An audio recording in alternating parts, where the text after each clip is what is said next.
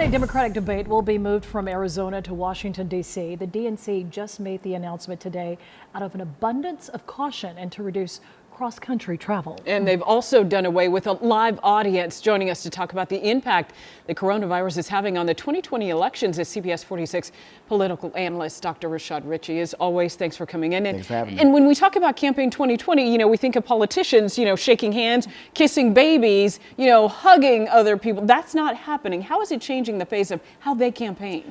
It's huge. Now, watch how campaigns typically work, right? Where you have a Bernie Sanders, who is an exciting guy to a lot of Democrats. He depends on rallies. He depends on people-to-people contact. We call that direct voter contact. He's going to lose that now.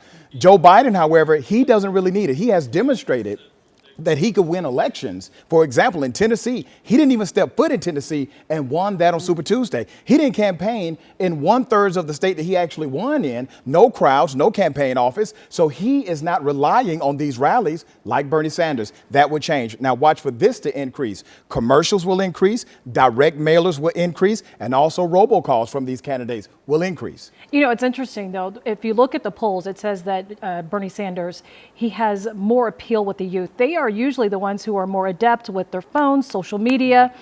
Will this, in fact, help him since they're not doing hand-to-hand, kissing the babies, knocking on the doors? Well, we say that, and you would think because they're not part of what we would call the vulnerable group, that they will still participate in a high level or at a high level. But remember, they are also in the middle of the flow of information. So they're receiving worst case scenario information all the time, and that's having a real world impact on how they perceive being around other crowds.